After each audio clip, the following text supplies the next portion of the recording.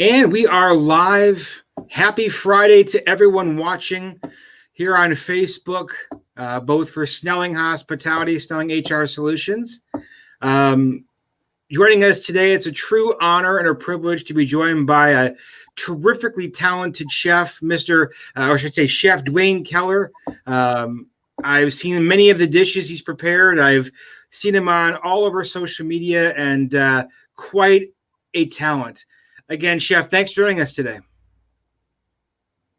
Thanks for having me. The pleasure's all ours. So we wanted to bring you on today because you really have a unique, obviously you're known for your culinary expertise, but you have a strong social media background when it comes to your presence on LinkedIn, for example, and on the other channels. Let's start off with what led you to want to be as involved in social media as you are? I don't want to be. Okay. No, good show, everyone. Talk to you later. Bye now. Maybe that's what it is. I just do it to help others.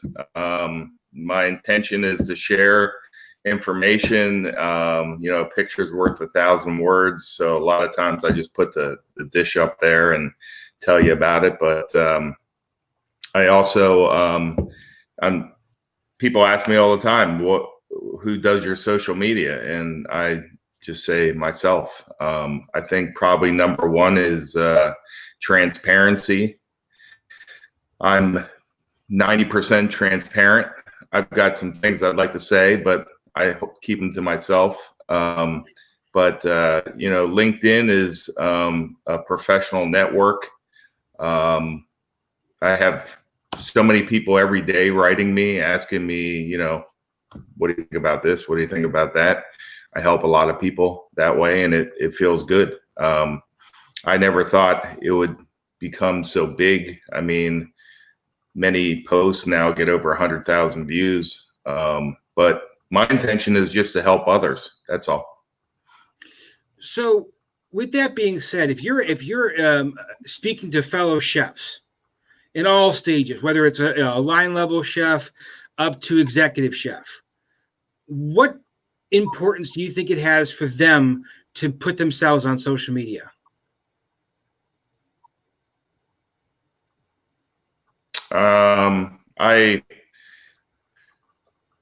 I'll be honest. I don't think social media does a whole lot. It really doesn't. I mean, I think once you're established, I think you're sharing what you've done. But first and foremost is cooking. When people ask, what are you good about? Where are your strengths? For me, number one is cooking. I'm still a great cook. And then sharing on social media is just, like I said, it's just to help others. But I think it's like if you are too aggressive or you are trying too hard, sometimes it's not going to go over. And you can tell those posts. I see chefs that are, trying too hard and putting too much out there. And I think it's everything in moderation.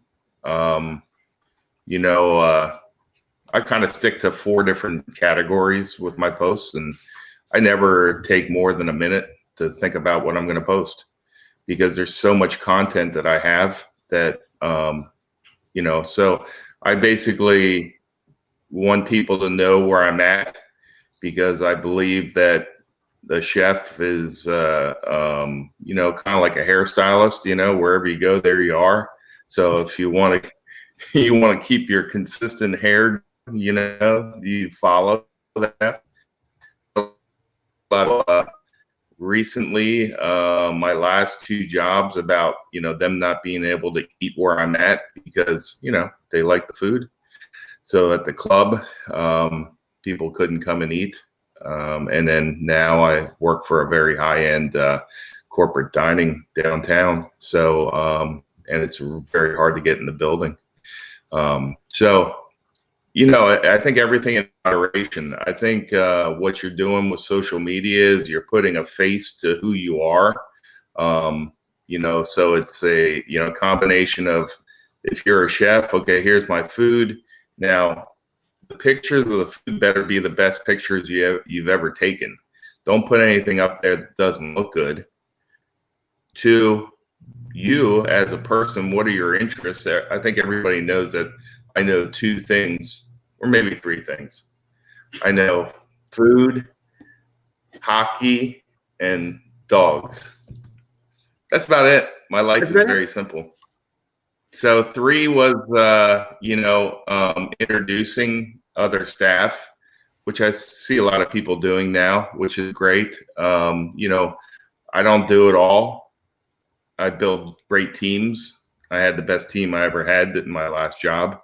I've been building teams in the Washington, D.C. metro for 20 years. Got a lot of really great results. And then 4 is,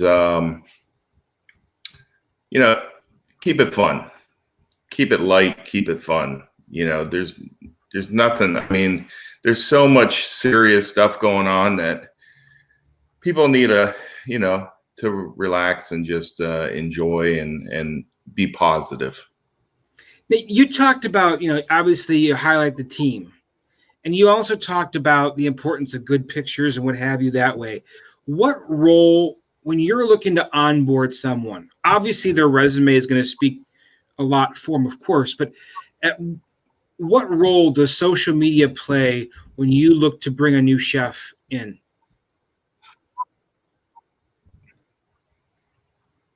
Nothing. And the resume means nothing either. I had 14 open positions when I took over Belhaven Country Club. Mm-hmm. I posted on social media, I'm hiring, and I had people come from all over the country. I even had a guy come from the Philippines. He flew 30 hours for an interview.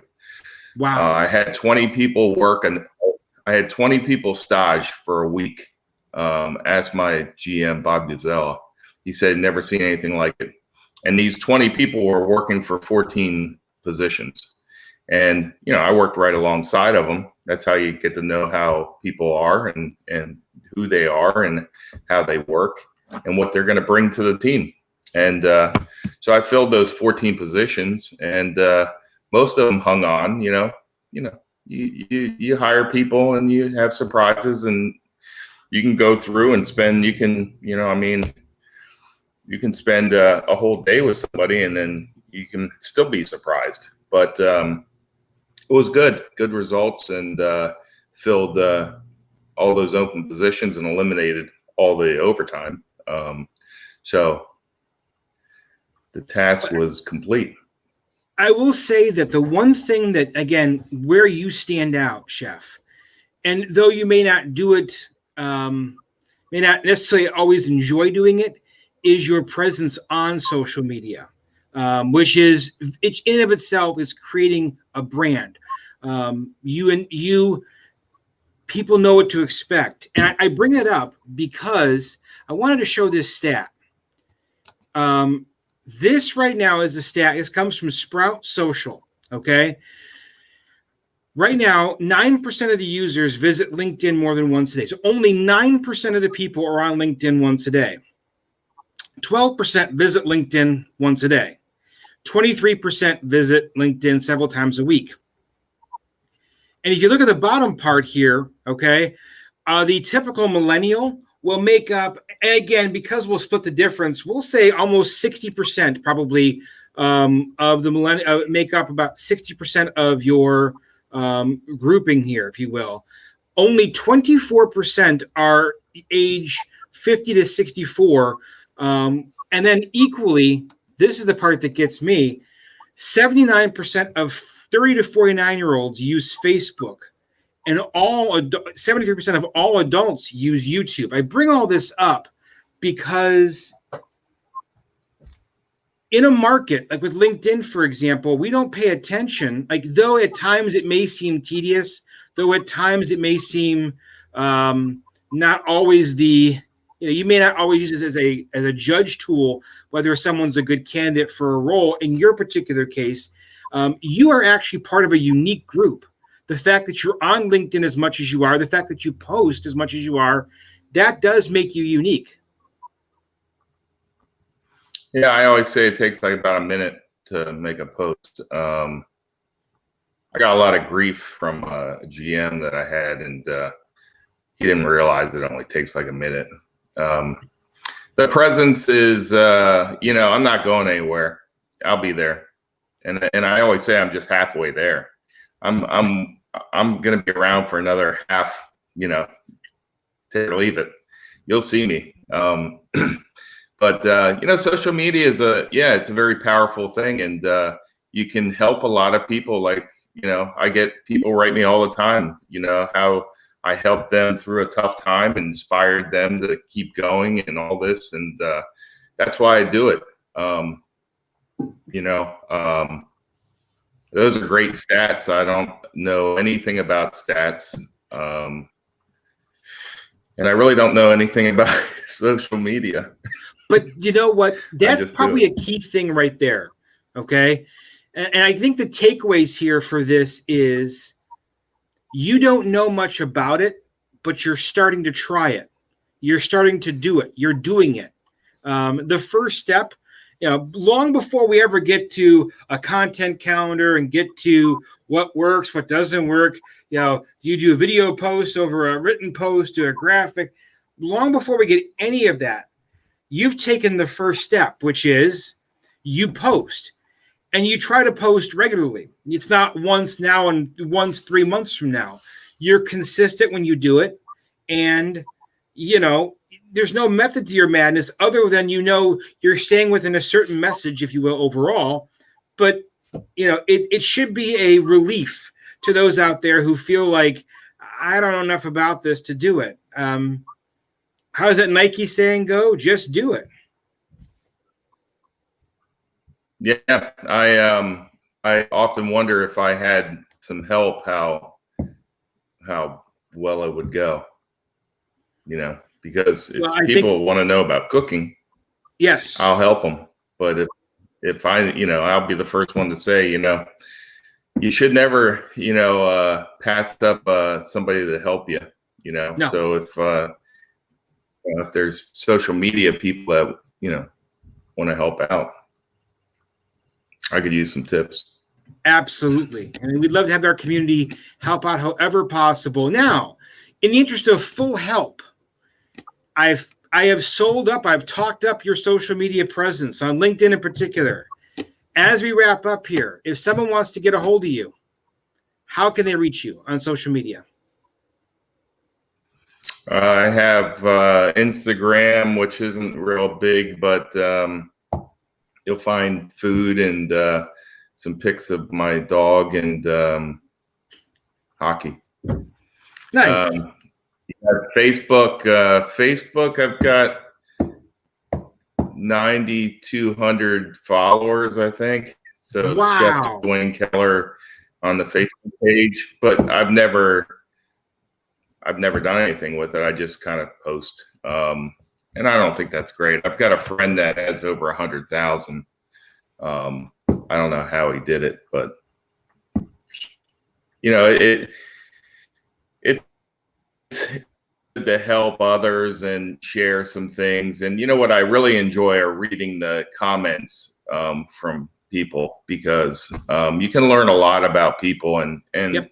Now's a different time, and we're all pivoting to do different things and stuff, and this online stuff is really important. I spend a lot of my day on calls, and there's 150 people on a call, and we're all working together and doing things.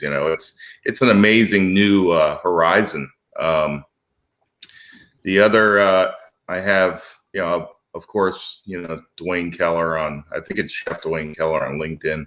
Yep. And that's it.